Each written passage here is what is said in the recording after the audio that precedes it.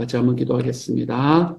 사랑하는 주님, 주님과 함께 살면서 주님께서 우리에게 베푸신 길을 쫓아 걸어가면서 다른 길로 가지 않겠습니다. 하나님 우리와 함께 계셔 주셔서 우리의 발걸음이 다른 길을 선택하지 않는 그 하나님의 은혜의 발걸음으로 한 걸음씩 디뎌내져 볼 수 있는 주님의 사람이 되게 하여 주옵소서. 예수님 이름으로 기도합니다. 아멘. 하나님이 우리에게 주시는 말씀 민수기 26장 52절부터 65절까지의 말씀입니다. 같은 목소리로 함께 읽습니다. 같이 읽지요. 시작. 여호와께서 모세에게 말씀하여 이르시되 이 명수대로 땅을 나눠주어 기업을 삼게 하라. 수가 많은 자에게는 기업을 많이 줄 것이요 수가 적은 자에게는 기업을 적게 줄 것이니 그들이 계수된 수대로 각각 기업을 주되 오직 그 땅을 제비 뽑아 나누어 그들의 조상 지파의 이름을 따라 얻게 할지니라. 그 다소를 막론하고 그들의 기업을 제비 뽑아 나눌지니라. 레위인으로 계수된 자들의 종족들은 이러하니 게르솔에게서 난 게르손 종족과 고핫에게서 난 고핫 종족과 무라리에게서 난 무라리 종족이며 레위 종족들은 이러하니 림니 종족과 헤브론 종족과 말리 종족과 무시 종족과 고라 종족이라. 고핫은 아므람을 낳았으며 아므람의 처의 이름은 요게벳이니 레위의 딸이요 애굽에서 레위에게서 난 자라. 그가 아므람에게서 아론과 모세와 그의 누이 미리암을 낳았고 아론에게서는 나답과 아비후와 엘르아살과 이다말이 낳더니 나답과 아비후는 다른 불을 여호와 앞에 들이다가 죽었더라. 1개월 이상으로 계수된 레위인의 모든 남자는 23,000명이었더라. 그들은 이스라엘 자손 중에 계수에 들지 아니하였으니 이는 이스라엘 자손 중에서 그들에게 준 기업이 없음이었더라. 이는 모세와 제사장 엘르아살이 계수한 자라. 그들이 여리고 맞은편 요단가 모압 평지에서 이스라엘 자손을 계수한 중에는 모세와 제사장 아론이 시내 광야에서 계수한 이스라엘 자손은 한 사람도 들지 못하였으니 이는 여호와께서 그들에게 대하여 말씀하시기를 그들이 반드시 광야에서 죽으리라 하셨음이라. 이러므로 여분네의 아들 갈렙과 눈의 아들 요수아 외에는 한 사람도 남지 아니하였더라. 아멘. 오늘의 말씀의 시작은 하나님께서 수가 많은 자에게는 기업을 많이 줄 것이다. 54절입니다. 적은 자에게는 기업을 적게 줄 것이다. 그들이 계수된 대로 각각 기업을 줄 것이고 그 땅을 제비 뽑아 나누어서 조상 지파의 이름을 따라서 얻게 할 거다라고 이야기합니다. 하나님께서 주시는 공평함이 여기에서 이야기가 되고 있는 것 같아요. 주님께서는 백성들에게 힘이 있는 사람들에게 더 많은 것을 주지 않고 또 능력이 있는 사람에게 더 많은 것을 주는 것이 아니라 숫자를 따라서 땅을 나누어 주는 것을 보게 됩니다. 하나님의 공평하심은 한 사람이 먹고 사는데 문제가 없도록 만드시는 그런 공평함이 하나님의 공평함이다라고 이야기할 수 있겠습니다. 동일한 이야기가 지금의 시대에도 똑같이 이야기가 될 수 있을 것 같아요. 세상을 살아가면서 우리가 먹고 사는 문제에 대해서는 신경을 쓰지 않도록 우리가 사회적으로 좀 그거해주는, 보호해주는 그런 관계가 우리에게는 분명히 필요하다라는 것이 오늘의 말씀을 보면서 다시 한번 깨닫게 되는 이야기입니다. 분명히 잘 사는 사람은 잘 살고 못 사는 사람은 못 사는 시대를 우리는 어느 시대에서나 만나게 될 거예요. 하지만 그런 시대들 가운데서도 한 가지 분명히 확실한 것은 세상을 살아갈 수 있는 그만큼의 사람이 그걸로 인해서 먹고 사는 문제로 인해서 자기의 생명을 끊지 않는 그런 시대 정도는 우리가 만들어줘야 된다. 그것은 한 개인의 야, 네가 일을 안 해서 그런 게 아니냐, 네가 능력이 없어서 그런 게 아니냐라고 이야기함으로 그 사람의 개인의 문제로 돌리는 것이 아니라 이런 것들은 사회가 좀 두텁게 뒤에서 좀 받쳐줄 줄 아는 그런 사회를 만들어가야 한다라는 것이 오늘의 말씀을 보면서 느끼게 되는 마음인 것 같습니다. 하나님의 공평함이 이 시대에도 펼쳐질 수 있는 하나님의 공동체들이 되어갔으면 좋겠습니다. 이 시대의 문화가 각 개인이 가지고 있는 능력에 따라 나누어진다는 게 사실 너무 분명해지는 그런 시대가 되어가는 것 같은데 이런 시대가 되면 될수록 더더욱 우리는 두텁게 정말 세상에서 살아가는 과정 속에서 진짜 살기가 힘들어서 어려워하는 이들을 두텁게 도우며 세우며 살아가는 그런 사회의 공동체, 그리고 그런 교회의 공동체를 만들어갈 수 있는 하나님의 사람들이 좀 되어갔으면 좋겠다. 그래서 우리가 이야기할 때 우리가 살아가는 공동체는 하나님의 공평하심이 일어나는 공동체다 라는 이야기를 좀 말할 수 있는 그런 하나님의 공동체가 되어갔으면 좋겠다라는 마음이 듭니다. 오늘의 말씀에서는 사실은 제 마음에 들어왔던 것은 이 말씀이라기보다는 마지막에 63절부터 65절까지의 말씀이 마음에 들어왔던 말씀입니다. 63절부터 65절은 이렇게 말합니다. 이는 모세와 제사장 엘르아살이 계수한 자라. 그들이 여리고 맞은편 요단과 모압 평지에서 이스라엘 자손을 계수한 중에는 모세와 제사장 아론이 시내 광야에서 계수한 이스라엘 자손은 한 사람도 들지 못하였으니 이는 여호와께서 그들에게 대하여 말씀하시기를 그들이 반드시 광야에서 죽으리라 하셨음이라. 이러므로 여분네의 아들 갈렙과 눈의 아들 요수아 외에는 한 사람도 남지 아니하였더라 라고 이야기하는 이 말씀이 제 마음에 훨씬 더 많이 와닿았던 말씀입니다. 어제의 말씀을 통해서 저는 여러분에게 이스라엘 백성들이 완전한 세대 교체를 이루었다라는 이야기를 말씀을 드렸습니다. 세대 교체는 어떻게 세대 교체가 이루어졌나 하면 사람의 세대 교체도 이루어졌지만 질적인 세대 교체도 이루어졌다라고 말씀을 드렸지요. 원래 그곳에 살아가던 사람들, 처음에 출애굽에서 나왔던 사람들이 이제 이 가나안으로 들어갈 사람들로 완전히 바뀐 이 사람의 세대 교체도 이루어졌지만 그들 안에 있는 질적인 세대 교체, 이전에는 메뚜기와 같이 자기 스스로를 판단하던 사람들이 이제는 자기 자신이 용사가 되어서 이제는 전쟁을 감당할 수 있는 사람으로 바뀌어 간다라는 것을 말씀을 드렸습니다. 이렇게 이스라엘 백성들이 완전한 세대 교체를 이루었다라고 말씀드렸는데, 근데 이거는 이렇게 이야기하면 너무 좋은 이야기지만 사실은 그 뒷면을 바라보면 안타까운 이야기이기도 하다는 것을 우리는 볼 수 있게 됩니다. 왜 그런가 하면 완전한 세대 교체를 이루었다는 말을 뒤집어서 말하면 이스라엘의 기성세대는 모두 광야에서 죽임을 당하고 말았다라는 이야기를 말하는 것이기 때문에 그렇죠. 세대가 바뀌었다라는 건 너무 좋은 이야기입니다. 그 안에서 질적인 변화가 일어났다라는 것도 너무나 좋은 이야기지만 사실은 이건 뒤집어서 말하면 그렇지 못했던 이스라엘의 기성세대는 모두 광야에서 죽고 말았다는 말이 되기 때문에 그렇습니다. 오늘의 말씀은 왜 그들이 광야에서 죽을 수밖에 없었는가? 왜 세대 교체가 일어날 수밖에 없었는가라는 그 이유에 대해서 말하고 있습니다. 그리고 그 이유를 너무나 명백하게 하나님께서 그들을 심판하셨기 때문이다 라고 이야기를 합니다. 왜 결국 그들이 약속의 땅에 들어가지 못했습니까? 왜 하나님께서 그들을 심판하실 수밖에 없었습니까? 그 이유는 하나님의 말씀을 믿지 못하고 순종하지 않았기 때문에 그렇습니다. 가데스 바네아에서의 사건이었잖아요. 그렇죠? 결국 그 사건이었습니다. 하나님의 말씀을 믿지 못하고 순종하지 않았기 때문에 그렇습니다. 구체적으로는 40여 년 전에, 약 38년 전에 가데스 바네아라는 곳에서 10명의 정탐꾼의 말만 믿고 하나님을 원망하고 주저앉았기 때문에 그렇습니다.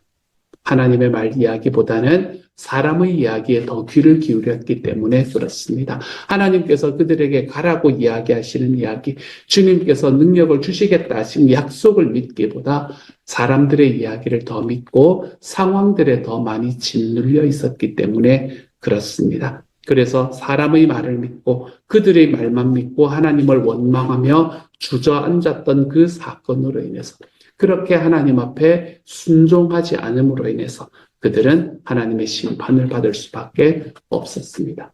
그때에 하나님의 말씀을 더 신뢰했던 사람이 딱 2명이 있었습니다. 모든 사람의 이야기보다 그들이 지금 눈으로 보는 모든 상황들보다 하나님의 말씀이 더 능력이 있다는 이 하나님의 말씀을 신뢰했던 2사람이 바로 요수아와 갈렙이라는 사람이었죠. 그래서 오늘의 말씀에도 보면 이 둘을 제외하고는 아무도 그 땅에 들어가지 못했다라고 이야기를 합니다. 아무도 이전에 있었던 계수되었던 사람들에게서 남아있는 사람이 없었다라고 이야기를 하지요.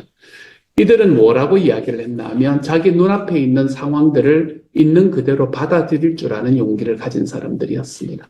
여호수아와 갈렙이라는 사람은 다른 백성의 지도자들이 다른 지파의 지도자들이 가서 그 땅에 있는 사람들은 너무나 놀라운 사람들이고 그 땅에 있는 사람들은 너무나 커서 우리는 메뚜기 같이 보이는 사람들입니다. 그들은 거인과 같습니다. 라고 하는 그 이야기를 사실 있는 그대로 받아들일 줄 아는 사람이었습니다. 그래서 그들은 뭐라고 이야기하냐면 그들이 크지 않다. 그들이 크지 않기 때문에 그냥 우리가 가서 하면 이긴다. 이런 이야기를 하는 게 아니었습니다. 그들은 분명하게 이야기합니다. 그들은 거인 같은 게 맞다.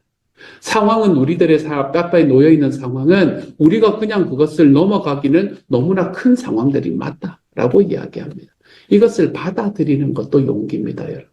이러한 상황들을 내 삶 속에 그렇다. 나보다 능력이 있는 나보다 큰 상황들이 내 앞에 놓여있다라는 것 그 자체를 받아들이는 것도 용기입니다. 이것을 받아들이지 않으면 우리는 거기서 한 발짝도 움직일 수가 없습니다. 그래서 이것을 받아들임에도 불구하고 그렇게 거인들이 가나안 땅을 정복하고 있는 상황임에도 불구하고 그들은 우리의 밥이 될 수밖에 없다. 왜요? 하나님이 우리와 함께 계심니다. 그들에게 있는 믿음은 딱 이거였습니다. 상황이 작다는 것도 아닙니다. 상황들이 내가 그것을 그냥 잊어버리고 그냥 가서 하다 보면 어떻게 되겠지라는 이런 막연함도 아니었습니다. 그들에게 있는 분명한 한 가지의 확신은 상황을 정확하게 바라보고 그들 앞에 놓여 있는 것이 무엇인지를 확실하게 인식할 수 있는 용기와 이 담대함을 가졌지만 그럼에도 내가 이 상황들이 나보다 훨씬 더 크다는 것을 알매도 우리가 그들을 이길 수 있는 이유는 하나님이 우리와 함께 계시다는 사실 때문이었습니다. 그래서 이들이 걸어가는 이 걸음은 하나님의 약속에 대한 믿음이었습니다. 자기의 능력에 대한 믿음도 아니고 시간이 지나면 어떻게 되겠지라는 막연함으로 걸어갔던 것도 아니었습니다. 그들은 하나님의 약속을 믿으며 걸어갈 줄 아는 사람이었지요. 그래서 백성들 전체 중에 그들 두 사람만 약속의 땅에 들어갈 수 있게 된 겁니다. 다른 사람들은 그 하나님의 약속을 믿지 못함으로 그들이 하나님의 약속이 우리에게 있습니다라고 이 두 사람이 이야기를 했음에도 불구하고 그것보다 자기의 눈앞에 있는 상황이 훨씬 더 크게 보였기 때문에 그들은 마음을 완고하게 만들었습니다. 고집스럽게 자기의 생각을 쫓아가기 시작합니다.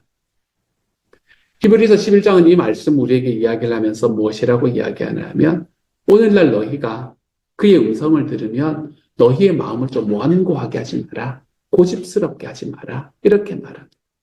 하나님의 음성을 들을 때에 우리의 마음을 고집스럽게 만드는 것. 이렇게 만들기 시작할 때 우리는 하나님의 안식에 들어가지를 못하게 되는 겁니다. 하나님의 말씀을 들었을 때 그 말씀이 나의 마음을 녹여낼 수 있는 능력을 가져야지.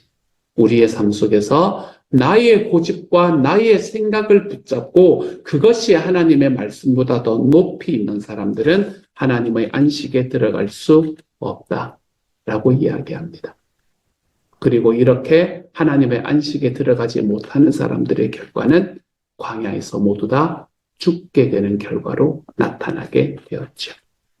그러므로 사랑하는 여러분, 오늘 하루를 살아가면서 하나님의 말씀을 들을 때에 마음을 완고하게 하지 않으시기를 소망합니다.